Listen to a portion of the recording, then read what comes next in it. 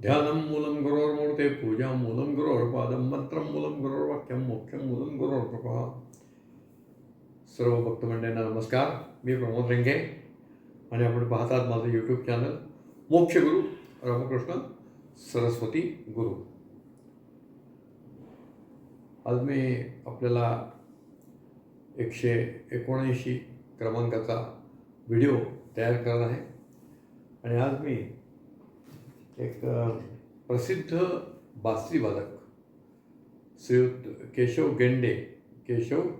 गिंडे यांचा अनुभव मी आपल्याला या ठिकाणी सांगणार आहे. काय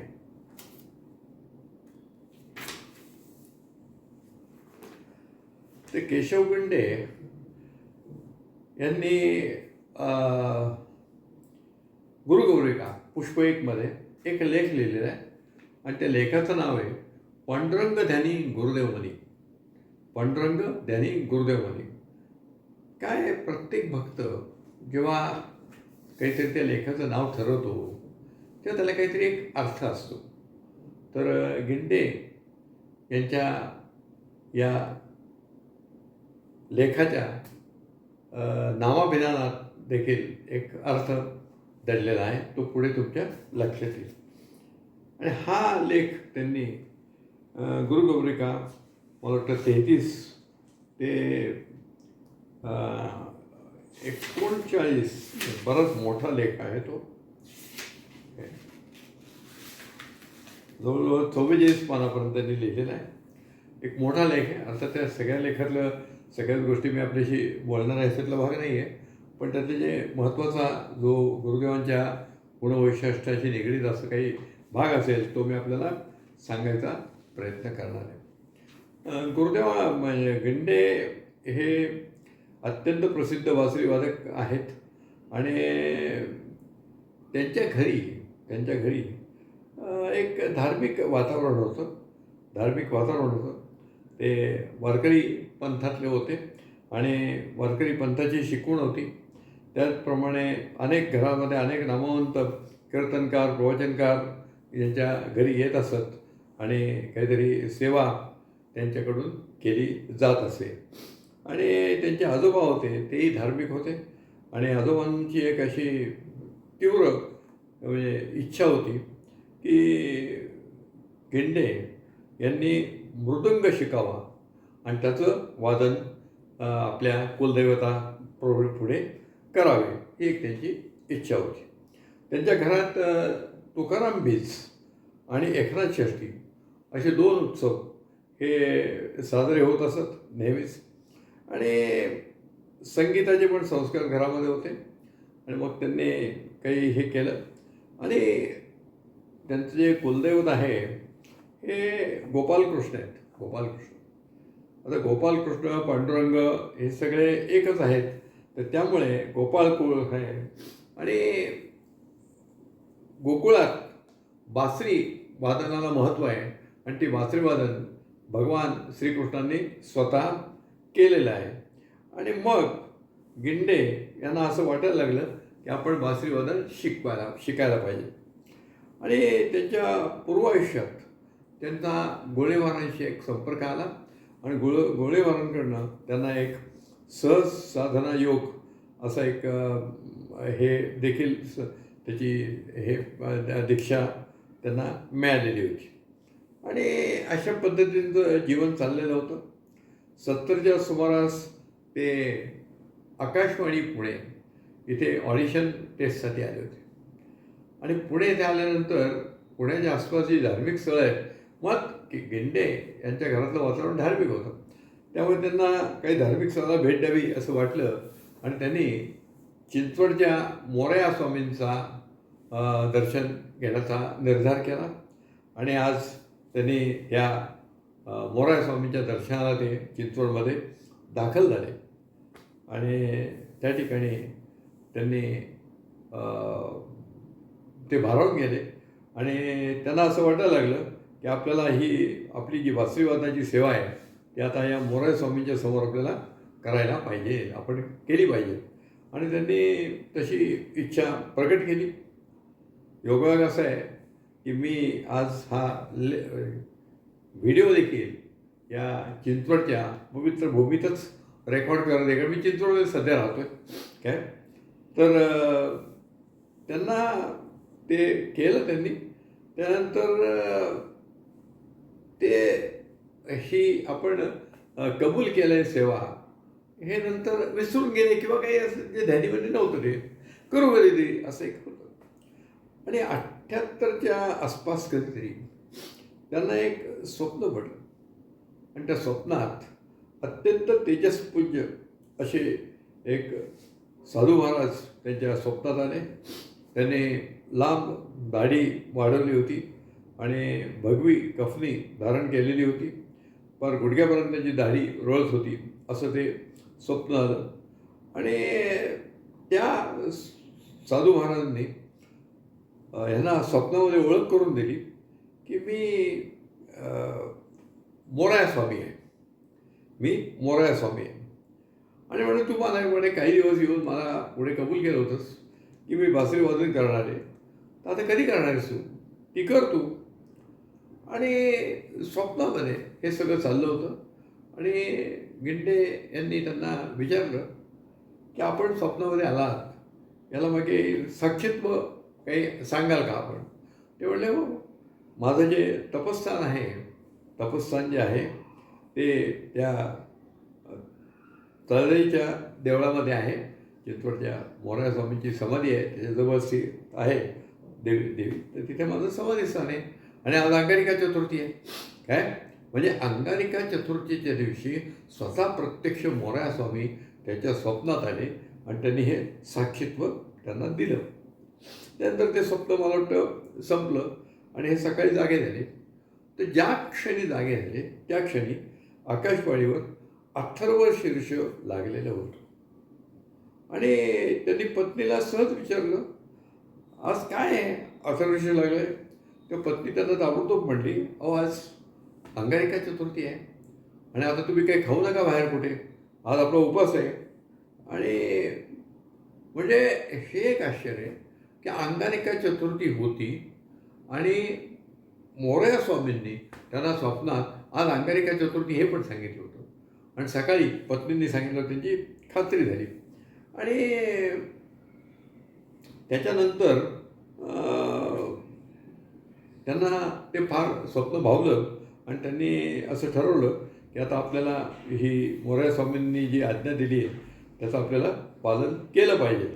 आणि मग त्यांनी त्या ठिकाणी ती जाऊन सगळी खातरजमा केली आणि त्यांनी ठरवलं या तारखेला आपल्याला करायचं. तर त्या तारखेला ठरवल्यानंतर एक दिवस आधी त्यांना कडकडून ताप आला, थंडी वाजली आणि मग त्यांना ते जाणं रद्दच करावं लागलं. आणि असं दोनदा तीनदा आलं की त्यांनी ते ठरवायचं आणि ठरलेल्या तारखेच्या आधी ताप यायचा, उडुडी भरायची आणि मग त्यांना ते बासरी वादन करायला काही मोरया स्वामीच्या इथे जाता येत नव्हतं. आणि मग असंच हे चाललं होतं.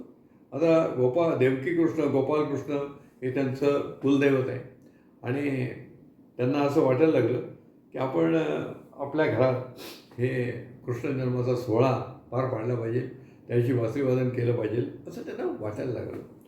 आणि मग त्यांनी त्यानंतर ते मला वाटतं त्या गोकुळाष्टमीजवळ आलेली होती आणि त्यांनी त्यांच्या मित्रपरिवार किंवा काही शिष्य असतील त्यांच्या समाजाचा निर्धार केला की आता आपल्याला यावेळेस आपल्या घरी आपल्याला हा गोकुळाष्टमीचा उत्सव करायचा आहे. आता या ह्याच्यात काय झालं की नरेंद्र कुलकर्णी हे त्यांच्या परिचित होते. आणि मग नरेंद्र कुलकर्णींना पण त्यांचा तो निर्धार कळला. तेव्हा नरेंद्र कुलकर्णी हे आपल्या गुरुदेवाचे भक्त आहे, मागे मी त्यांच्या अनुभवावर व्हिडिओ पण केलेले आहेत. तर ते म्हणले, सर असं करा, यावेळच्या गोकुळाष्टमी जी आहे ती आपण नगरमध्ये साजरी करू.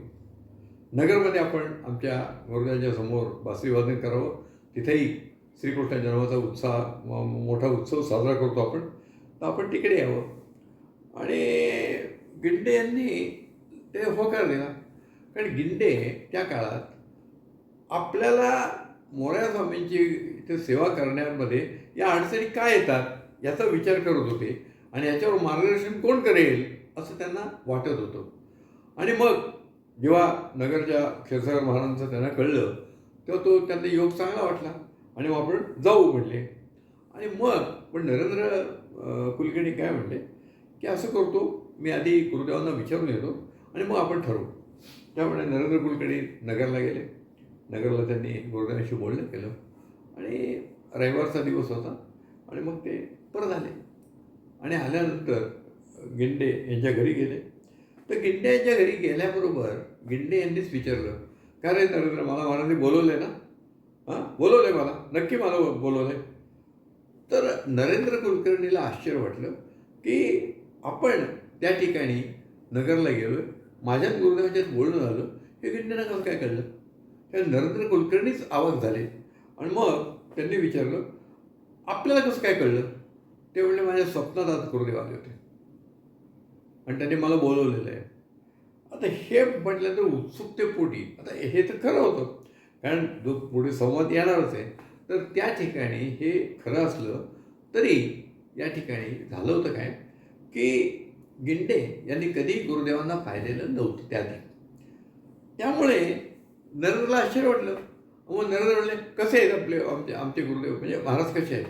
आता आम्ही त्या काळात गुरुदेवांना गुरुदेव असं कधी म्हणत नव्हतो, महाराजच म्हणत होतो. आणि मग महाराज कसे आहेत?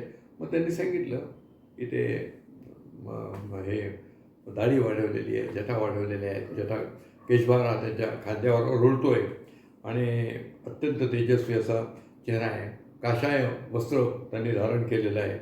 आणि शेजारी मला वाटतं श्रीधर स्वामींचा फोटो त्यांच्या घरात होता आणि त्यावेळी साधारणपणे याच फोटोसारखे दिसत होते. आणि मग त्या ठिकाणी त्यांनी नरेंद्र कुलकर्णी यांनी त्यांना गुरुदेवांचा त्याच्या खिशातला फोटो दाखवला आणि मग त्यांनी जे काही पाहिलं होतं ते म्हणले, हेच माझ्या स्वप्नात आले होते. म्हणजे या ठिकाणी मला वाटतं मागच्या एका व्हिडिओमध्ये मी या गोष्टीचा उल्लेख केलेला आहे.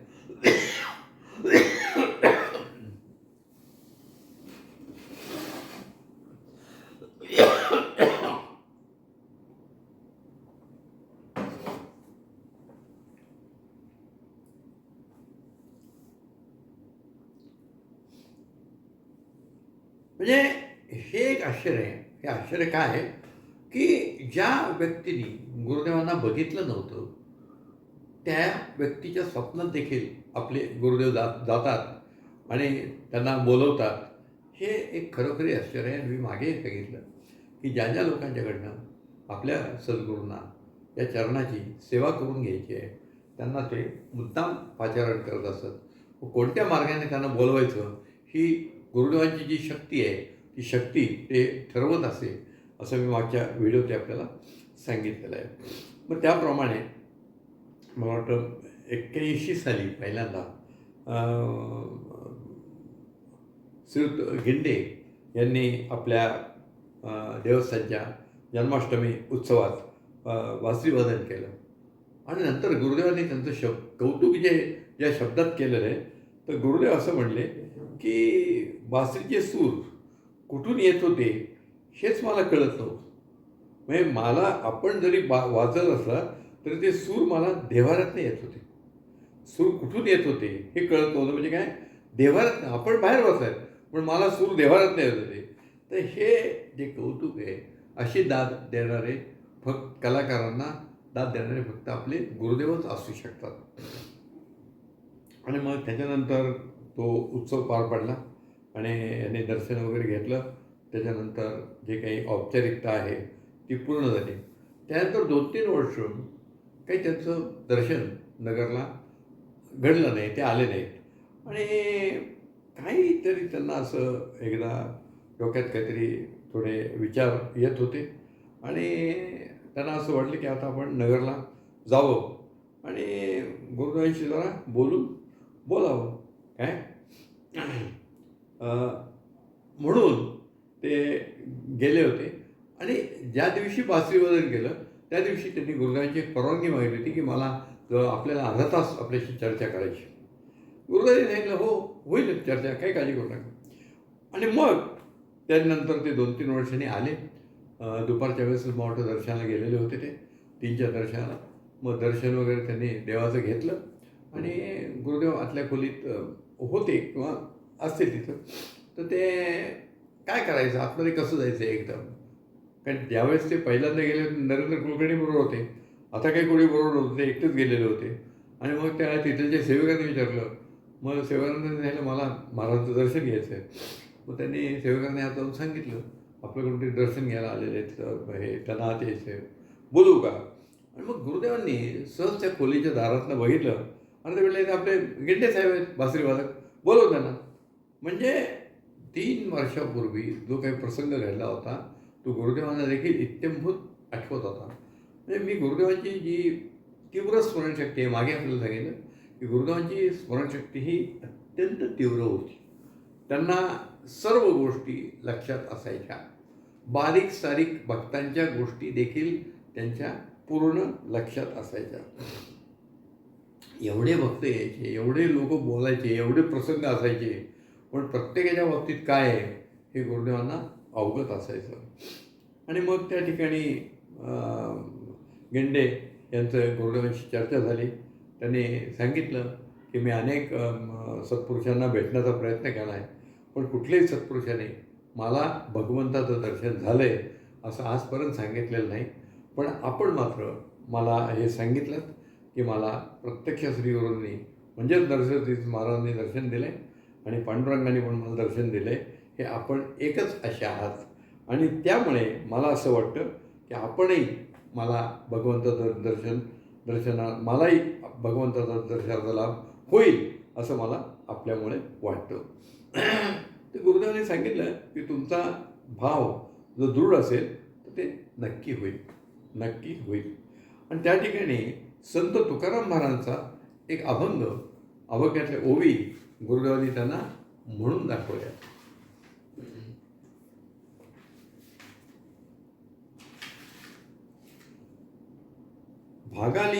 भागालिया मज वाहतील कडिये त्याचे जोडे सर्व सुख, असं एक त्यांनी हे वाला. आता हा जो या ज्या तुकाराम महाराजांच्या अभंगातले जे ओवी आहेत तर त्याचा अर्थ काय आहे की दबला भागलेल्याला हा देव हा दर्शन देत असतो असं मला वाटतं. मी त्याचा फार अभ्यास नाही केला, पण भागालिया म्हटलेलं आहे. तर त्या ठिकाणी त्यांनी हे केलं. आणि गिंडे गुरुदेवांना असं म्हणाले की मी देखील फार थकलेलो आहे, जर आपण मला कडेवर घेतलं तरच मला हे सगळं शक्य होईल. तर गुरुदेवांनी तेवढ्यात लगेच सांगितलं की घेतलं.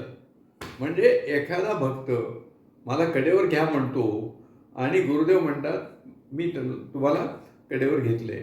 आपल्याला कडेवर घेण्याची गोष्ट जी आहे ती पांडुरंगांनी संतांची जी महाराष्ट्रात एक त्या काळात मांदियाळी निर्माण झाली होती, तर त्या काळात ज्ञानेश्वर महाराज, नामदेव महाराज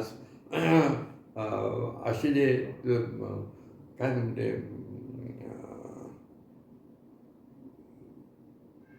त्या काळातले जे म्हणजे ज्ञानेश्वर महाराजांच्या समकालीन असे जे काही संत होते त्या सगळ्यांच्या त्या संतांना पांडुरंगांनी कडेवर घेतले, कोणाला खांद्यावर घेतले असं एक आपण नेहमी चित्र बघतो. तर हा एक तसा भाग होता की मी तुम्हाला कडेवर घेतलं आहे. कसं असतं माहिती का, लहान मूल जेव्हा असतं आणि लहान मुलाला उंच काय असेल ते दिसत नसतं, त्यावेळेस त्याच्याबरोबर जी कोणी मोठी व्यक्ती असेल, मग त्याचे वडील असतील, आजोबा असतील, आजी असेल, मावशी असेल, काकू असेल, काकी असेल, ती काय करते, मला चटकन कडेवर घेते. म्हणजे जे त्या मालकाच्या दृष्टोत्पत्तीस पडत नाही आहे ते दृष्टोत्पत्तीस पडावं हा त्या कडेवर घेणाऱ्या व्यक्तीचा हेतू असतो. आता गिंड्यांनी काय सांगितलं होतं की मला भगवंताचं दर्शन होईल का आणि मी थकलेलो आहे तर मला कडेवर घ्या. आणि गुरुदेवांनी लगेच त्यांची इच्छाशक्ती पूर्ण केली आणि मी तुम्हाला कडेवर घेतलं आहे असं सांगितलं. आता हे म्हणजे हा गुरु पहिल्या 1-2 भेटीतच या भक्तांवर गुरुदेवाने अशी कृपा का करावी. आता मी तुम्हाला आपल्याला मागे बोललो या ठिकाणी कुठलीही सिनियरिटी ज्युनियरिटी नसते. एखादा भक्त 10 वर्ष येतोय त्याच्यावर कृपा होत नाही. एखादा भक्त 10व्या मिनिटाला येतो आणि 10 मिनिटात त्याच्यावर कृपा होते. ज्याच्या त्याच्या ऋणानुबंधाचा ज्याच्या त्याच्या ललाट रेषेवर जे काही लिहिले त्याचा तो भाग असतो. आता या ठिकाणी काय झालंय की गिंडे यांनी गुरुदेवांना सांगितलं किंवा त्यांनी हे सगळं मी गोळणी महाराजांकडे गेलो होतो, त्यांनी मला ही साधना सांगितली आहे. त्याच्यानंतर त्यांनी हेही सांगितलं की मला चिंचवडच्या मोराय स्वामींनी स्वप्नदर्शन दिलं आहे आणि मला त्या चिंचवडच्या देवस्थानमध्ये मला बासरीवादन करायचं आहे, मी कबूल केलं आहे, पण माझ्याकडनं ते होत नाही. ती ठरवलं की मी आजारी पडतो, ताप येतो, थंडी वाजते, तर आता काय करायचं असं एक त्यांनी हे केलं. तर त्यांनी गुरुदेवांनी आपल्या बघा कसे आपल्या गुरुदेवांचं मार्गदर्शन किती असतं की त्यांनी सांगितलं तुम्ही पांडुरंगाला सहस्र तुळशीचा अभिषेक करा आणि तो अभिषेक तुम्ही पांडुरंगाला केलात की तुमची इच्छा पूर्ण होईल असं गुरुदेवांनी त्यांना सांगितलं.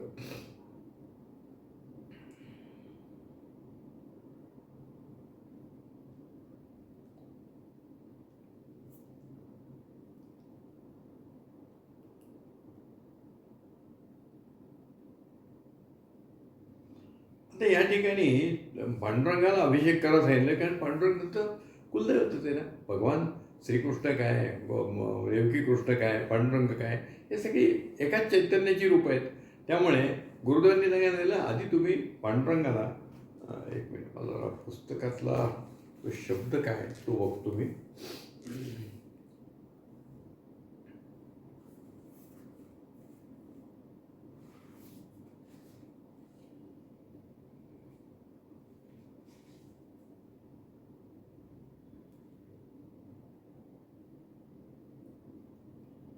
तुमचं जे कुलदैवत आहे पंढरपूर निवासी पांडुरंग यास 1008 तुळशीपत्राचा अभिषेक करून पूजा करा. आणि त्यांनी गुरुदानी हे पण सांगितलं की मोरया स्वामी गोस्वामींनीच तुम्हाला माझ्याकडे पाठवले. तुमच्या त्या मोरया स्वामींना जो तुम्ही शब्द दिला तो शब्द तुम्हाला पाळता येत नाही आहे, तर त्याच्यावर अडचण दूर व्हावी म्हणून मोरया स्वामींनीच मला तुम्हाला माझ्याकडे पाठविलेलं आहे. आणि म्हणून त्यांनी तो उपाय सांगितला आणि मग केशव गिंडे यांनी तो उपाय केला, पांडुरंगाचा अभिषेक केला आणि त्याच्यानंतर त्यांची बासरी वादनाची देखील त्या ठिकाणी इच्छा पूर्ण झालेली आहे. गिंडे असं म्हणतात की आज माझ्या आयुष्यातला हा आजचा दिवस भाग्याचा आहे, हा दिवस माझ्या चिरस्मरणात राहील. आणि मग त्यांनी गुरुदेवांना वंदन केलं आणि त्यावेळेस 4 टोले पडले होते. आणि मग गुरुदेव म्हणले तुम्ही मला 2-3 वर्षापूर्वी अर्ध्या तासाची भेट मागितली होती आणि आजही तुमची इच्छा पूर्ण झाली. आज तुम्ही 3:30च्या सुमारास तिथे आलेला होतात आणि त्याच्यानंतर 3:30 ते 4 या वेळात एकही भक्त आलेला नाही, फक्त आपण दोघंच होतो. तर या पद्धतीने मी तुमची इच्छा ती देखील इच्छा पूर्ण केलेली आहे. म्हणजे गुरुदेवांकडे एखाद्या भक्ताने इच्छा व्यक्त केली की तेव्हा कशी पूर्ण करून घेता येईल ते त्यांनाच माहिती कसं काय करतात. किंवा मग आपण जरी काही म्हटलं तरी ते अंतर्यामी आहेत आणि ते त्यांची इच्छा पूर्ण करतात.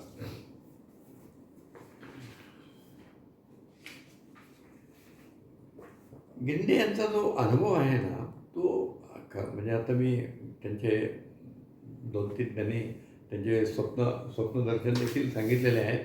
आता त्याच्यावर मी नंतर हे करीन. परंतु आत्ता आपल्या गुरुदेवांशी संबंध आल्यानंतर काही काळातच त्यांच्यावर गुरुदेवांनी एवढी मोठी कृपा केली आणि गिंडे यांनी त्यानंतर आपल्या देवस्थानमध्ये कायम बासरी वाजवण्याची सेवा ही ते केलेली त्यांनी आहे. माझा आणि श्रीयुत गिंडे सरांचा अजिबात कुठेही परिचय आलेला नाही आहे. आता गुरुदेवांकडे हजारो भक्त येतात, प्रत्येकाचा परिचय होणं आपलं शक्य नाही. मी तरी काय करतो आहे, ते पुस्तकात जे लोकांनी अनुभव दिले ते वाचून त्याचं रसग्रहण टाईप करून आपल्याला सांगायचा प्रयत्न करतो आहे. पण मला एक आठवण आपल्याला सांगावीशी वाटते की माझा मुलगा हा तबला शिकत होता आणि माझी सून ही देखील उत्कृष्ट तबला वादक आहे आणि ती आता तबल्याचे क्लासेस पण घेते. आणि त्या दोघांचे जे गुरु आहेत ते प्रसिद्ध तबलावादक अरविंद कुमार आझाद हे आहेत आणि ही व्यक्ती फार प्रसिद्ध आहे. मला वाटतं ते कथ्थकचे जे डान्स होतात, कथ्थकचे नृत्य समारंभ होतात, त्याच्यामध्ये अरविंद कुमार आझाद हे तबला वाजवण्यासाठी कायम अग्रेसर असतात आणि जिथे जिथं मोठे गायनाचे कार्यक्रम असतील तिथे ते असतात आणि ते माझ्या सुनेचे गुरु आहेत. आणि त्या पद्धतीने ते एकदा अरविंद कुमार आझाद आमच्या घरी आले होते आणि आमच्या घरी गुरुदेवांचा फोटो पाहिल्यावर त्यांनी सांगितलं की मी नगरला दर्शन घेतलेलं आहे जाऊन. मग त्यांना विचारलं, आपण कसं काय नगरला? ते म्हणले, मी केशव गिंडे यांच्याबरोबर गेलो होतो आणि मला फार त्या दर्शन घेतल्यावर त्या ठिकाणी आनंद झाला. अर्थात आपल्या गुरुदेवांनी त्यावेळेस गिंडे आणि अरविंद कुमार यांचा योग्य तो त्या ठिकाणी सत्कारही केलेला आहे. म्हणजे काय असं माहिती का की ही जी कलाकार मंडळी आहेत, ही कलाकार देखील आपल्या देवस्थानच्या सेवेत यावेत असं गुरुदेवांना वाटत होतं. याचं कारण काय माहिती आहे का की आपले श्रीगुरू, म्हणजे ज्यांना आपण श्रीगुरू म्हणतो किंवा म्हणजे आपले गुरुदेव श्रीगुरू पदावर आहेत, पण श्रीगुरू नरसिंह सरस्वती स्वामी महाराज यांनी असं गुरुचरित्रात सांगितलेलं आहे की गायनावर माझी अतिप्रीती आहे आणि ज्या ठिकाणी गायन होतं त्या ठिकाणी मी हजर असतो. गुरुचरित्र म्हणतं,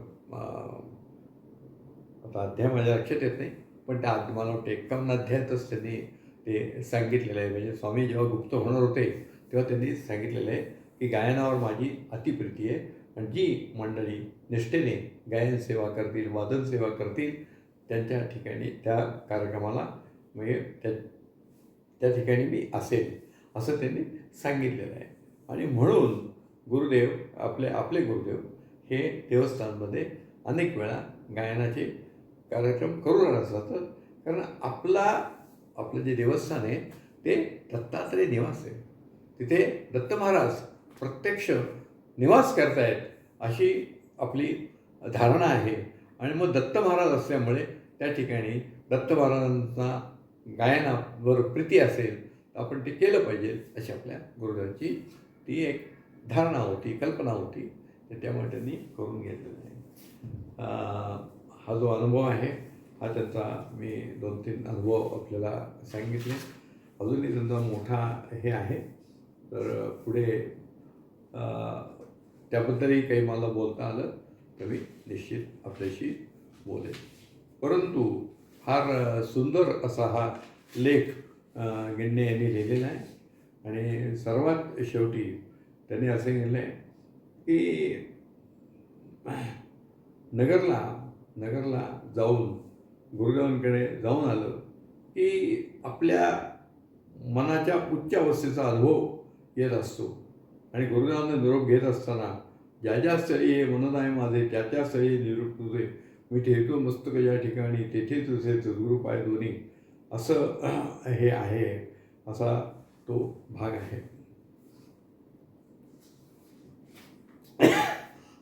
म्हणजे आपल्या गुरुदेवांच्या दर्शनाने या भक्तांना, ते गिंडे भक्तच झाले होते, ते जरी बासरीवादक असले तरी ते आपले भक्तच झाले होते. त्या भक्त मंडळींना किती आनंद होतो हे त्यांच्या लेखावरनं मला स्पष्ट दिसून येतं. अत्यंत भावपूर्ण असे हे गिंडे यांनी तो अनुभव सांगितलेला आहे. हा एक उत्तम भक्तवत्सलतेचाच नमुना आहे. तर आपण या ठिकाणी थांबूया. श्री गुरुदेव दत्त.